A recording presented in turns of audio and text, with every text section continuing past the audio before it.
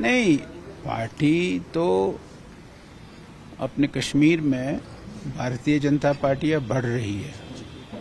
Party में बड़े अच्छे लोग, पढ़े लिखे लोग, समझदार लोग, ये बड़ी संख्या में पार्टी में आ रहे हैं।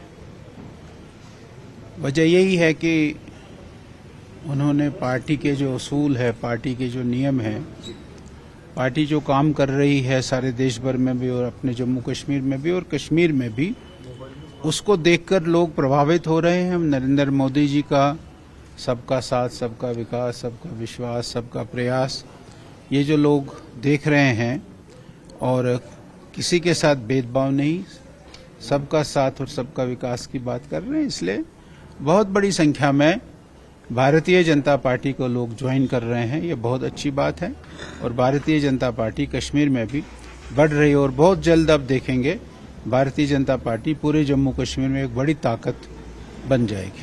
कौन साहब, अभी जो लद्दाख में सिचुएशन है स्टेटहुड को लेके, 6th शेड्यूल या राइट्स की जो बात हो रही है, अभी वहाँ पे जो अनरेस्ट है, ऐसा एप्रीहेंशन जाहिर किया जा रहा है कि स्टेटहुड को लेके कश्मीर में भी डिमांड भी हो रही है और ऐसा ना हो कि हालात उस तरीके के पैदा हो जाए, क्या कहेंगे आप? ऐसा नहीं है कि हालात उस तरीके पैदा हो जाएंगे।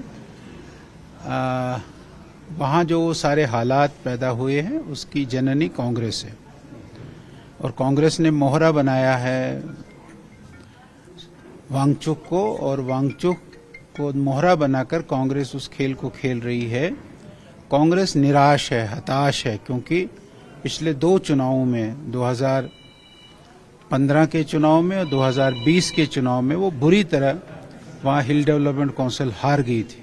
अभी 2025 में भी चुनाव है, इसलिए पिछली बार भी उन्होंने इस प्रकार का माहौल बनाया था 2025 में बायकॉट का भी, तो वो उनका नहीं चला। और इस बार जैसे सारे देश भर में दंगा कराना, दंगा से फायदा लेना, वो दंगा उन्होंने वहां किया है और इसकी जिम्मेवार कांग्रेस है। नहीं तो सरकारी दफ्तर जलाने का, बीजेपी का ऑफिस जलाने का कोई औचित्य नहीं है, कोई तुक नहीं है।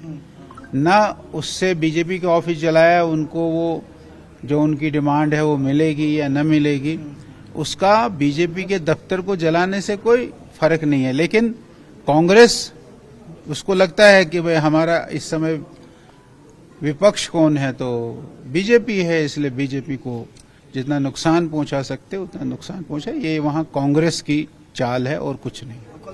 ईसीआई की तरफ से आया है कि 4 राज्यसभा सीट जिन पे 2021 से इलेक्शन नहीं हुआ था, उस पर कैसी तैयारी चल रही है और बाई इलेक्शंस भी है सब, एक नगरोटा पे, एक बड़गाम पे। नहीं, हमारी तैयारी तो ठीक है। दोनों सीटों पर, नगरोटा और बड़गाम पर, भारतीय जनता पार्टी फैसला करेगी और चुनाव लड़ेगी। जहां तक राज्यसभा की बात है, वो तो नंबर गेम होती है, वहां नंबर गेम से काम चलेगा और उस नंबर गेम में हम कहां खड़े हैं उस पर बात होगी। और अगर हम उस नंबर गेम में कहीं खड़े हैं तो भारतीय जनता पार्टी बहुत मुस्तैदी से उस चुनाव को, राज्यसभा के चुनाव को लड़ेगी। और साहब, आज जैसे हमने देखा उमर अब्दुल्ला का जो स्टेटमेंट साउथ कश्मीर में आया है कि स्टेटहुड को लेकर अगर बीजेपी की मदद करनी है तो इसके लिए हम इस्तीफा देंगे, किसी और एमएलए को आप सीएम बनाइए, लेकिन कंप्रोमाइज नहीं होगा अगर स्टेटहुड। पता नहीं वो क्या कहते हैं। आप फिर उसने उसी स्टेटमेंट को दुरुस्त भी किया है, पहले स्टेटमेंट दिया फिर स्टेटमेंट को दुरुस्त किया है। ये फ्रस्ट्रेशन है उनकी, क्योंकि जो उन्होंने वायदे किए चुनाव के समय, वो वायदे वो पूरे नहीं कर पा रहे हैं। वायदे उन्होंने किया था कि मैं राशन दे दूंगा 15 किलो, मैं इलेक्ट्रिसिटी को माफ कर दूंगा, मैं गैस सिलेंडर दूंगा, वो पूरे नहीं कर सकते हैं। इसलिए उसको ये फ्रस्ट्रेशन है और इस फ्रस्ट्रेशन के कारण वो इस प्रकार की बातें करता है। मुझे नहीं लगता है कि सब चीजें उसके पास है, सब पावर उसके पास है। वो अपने पावर का इस्तेमाल करे और एक, जिसको हम कह सकते हैं कि एक विकास पुरुष बनकर जम्मू कश्मीर में, जम्मू कश्मीर के लोगों की सेवा करें। साहब, आखिरी सवाल है कि जो इतलात हमारे पास है 2 टॉप नेशनल लीडर से आरएसएस के श्रीनगर में, जिनसे आपकी भी बात हुई है, कुछ लद्दाख की सिचुएशन को लेके, कुछ यहाँ कश्मीर में ओवरऑल यहाँ की सिचुएशन को लेके थोड़ा सा कमेंट करेंगे? ऐसा नहीं है। वो तो क्या है कि आप सब जानते हैं राष्ट्रीय स्वयंसेवक संघ के 100 वर्ष पूरे हो रहे हैं और ये 100 वर्ष 1-2 दिन के बाद 2 अक्टूबर को भी होने वाले हैं पूरे। और 2 अक्टूबर को सारे विश्व में, सारे देश भर में उसका कार्यक्रम होगा। कश्मीर में क्या कर सकते हैं यहाँ के हालात के कारण, यहाँ की परिस्थिति के कारण, यहाँ की समाज के कारण, उस पर एक चिंतन हुआ। कल भी उस पर चिंतन हुआ है। और क्या कर सकते हैं हमको मुसलमान समाज में भी जाना है, राष्ट्रीय स्वयंसेवक संघ की बात मुसलमान समाज में भी पहुंचानी है। और आज आप देखते हैं कि हमारे राष्ट्रीय स्वयंसेवक संघ के सरसंघ चालक डॉक्टर मोहन भागवत जी को बहुत बड़ी संख्या में मुस्लिम उलेमा मिलते हैं और वो उनसे मिलते हैं। तो कश्मीर में हम क्या कर सकते हैं, जो एक राष्ट्रीय स्वयंसेवक संघ के बारे में खोवा बना है कि भाई ये मुसलमानों की विरोधी है, ऐसी है, वैसी है, वो उसमें हम क्या कार्यक्रम कर सकते हैं।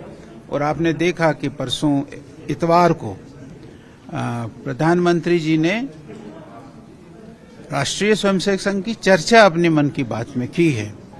और उससे पहले 11 सितंबर को जब राष्ट्रीय स्वयंसेवक संघ के सरसंघ चालक मोहन भागवत जी का जन्मदिन था, उन्होंने एक लेख लिखा।